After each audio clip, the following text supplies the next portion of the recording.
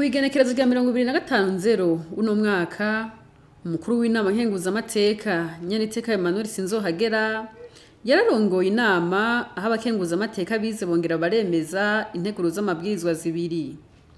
Iya mbere yari yerekeye amasezerano hagati ya leta y'u Burundi na leta y'igihugu ca Indonesia yuko utabanza gusaba uruhusha rwo kwinjira mu gihugu ku bene gihugu bafise ibitabo vy'inzira vy'icubahiro n'ivy'akazi. Iya kabiri nayo yari ijanye n'isubigwamwo ry'ibwirizwa ritunganya umwuga w'ubushingwanzandiko n'ingene ukorwa hamwe n'amategeko agenga abashingwanzandiko. Abashikiranganji babiri uwujejwe kumenyesha amakuru umupfasoni Leokadi Ndacayisaba n'uw'ubutungane umupfasoni Domine Banyankimbona bakaba aribo bari barungitswe na leta kugira ngo bashikirize imvo n'imvano y'izo nteguro z'amabwirizwa.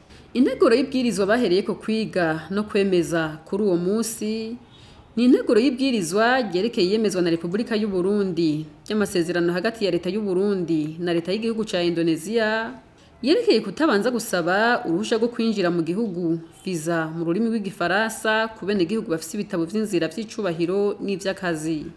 Umushikiranganje ajejwe kumenyesha amakuru umupfasoni Leokadi Ndacayisaba niwe yari yarungitswe na leta kugira ngo ashikirize imvo n'imvano y'iyo nteguro y'ibwirizwa. Zimwe mu nsiguro yatanze umushikiranganje Leokadi Ndacayisaba yashikirije ko ayo masezerano yaje gukomeza imigenderanire no gufashanya hagati y'ivyo bihugu. Ati ayo masezerano azotuma haba kwidegemvya mu ngendo ku bene gihugu b'ivyo bihugu vyompi bafise ivyo bitabu vy'inzira.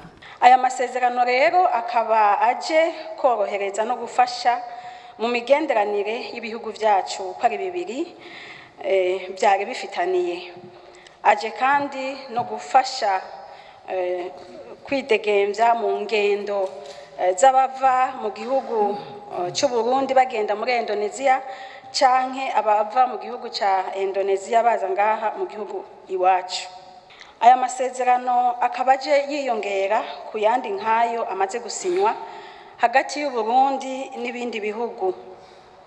Akaba azotuma yugurura gusinya ayandi masezerano hagati y'ibihugu bindi hamwe n'igihugu cacu c'u Burundi.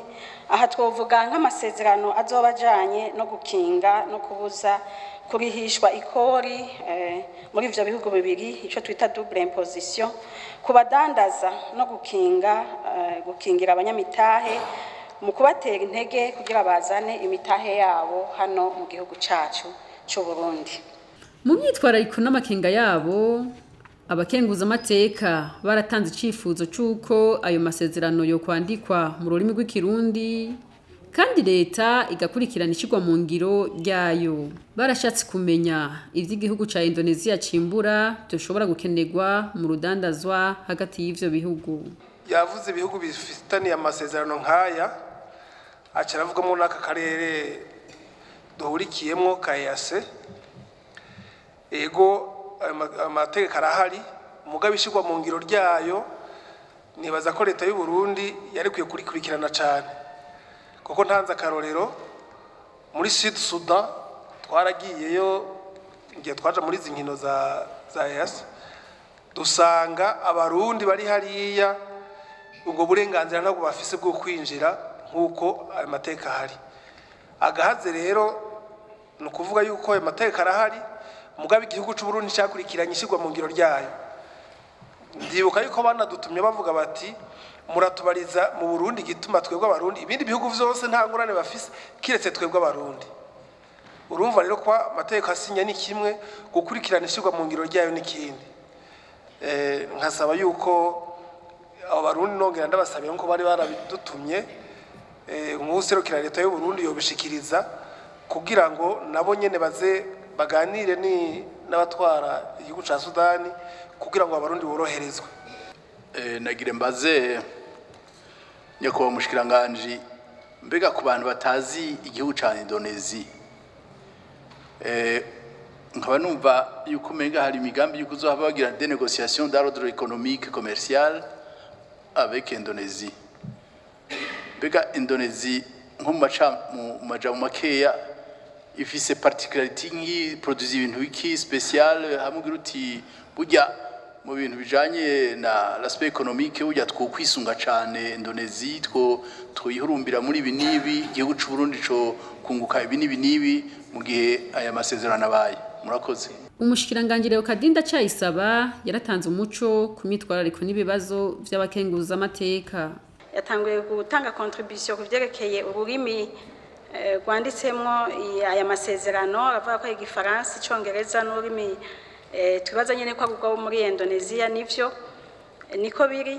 Acatanga contribution yuko hamwe boshiramwo n'ikirundi vyo bari vyiza. Ego aha novuga nti ni vyiza kandi murazi yuko duheruka no mu mwiherero wabagize urwego nshingwabikorwa rwa leta duheruka kukivuga ko muri mu cegeranyo casohotse baravuze yuko ubu n'amanama amanama azoba amapv bizoza birasohoka mu kirundi kugira ngo bifacilite n'umwenegihugu ashobore gusoma no gukurikirana imigambi y'igihugu canke ivy'igihugu biriko birarangura. Rero naha tuzobishikiriza kugira ngo bagabe ko boshobora kwandika mu kirundi kuko nabo baranditse muri Indonesia kandi nawe arasinya. Nibaza yuko atangorane bishobora gukorwa.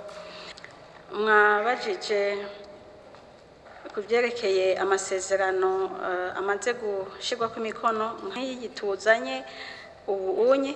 Hariho ibihugu rero twenuye bimaze gushirwa ku mukono, muca muravuga ati shirwa mu ngiro aya masezerano mwenayo yo vyokurikiranwa kugira ngo vy'ukuri ashobore gushirwa mu ngiro. Mwaciye mutanga akarorero ka Sud Sudan yuko hariyo abarundi bariyo bana batumye mbere yuko mwobabariza mwobavugira kubera badafise iyo droit yo gukurikiza amasezerano yashizweko umukono yuko bokoroherezwa mu biba biri muri aya masezerano. Tuzobishikiriza navyo nyene umushikiranganje bijejwe kugira ngo akurikirane arabe intambamyi zoba zarabaye kugira ngo ntihabikurikizwa y'ayo masezerano nko mu bindi bihugu nyene vyo muri EAC, maze utwo tugorane twoba twarabaye duheze dutorega umuti diplomatiquement. Twizeye yuko rero bizosha bigenda neza kandi murakoze cyane gusura ico kibazo.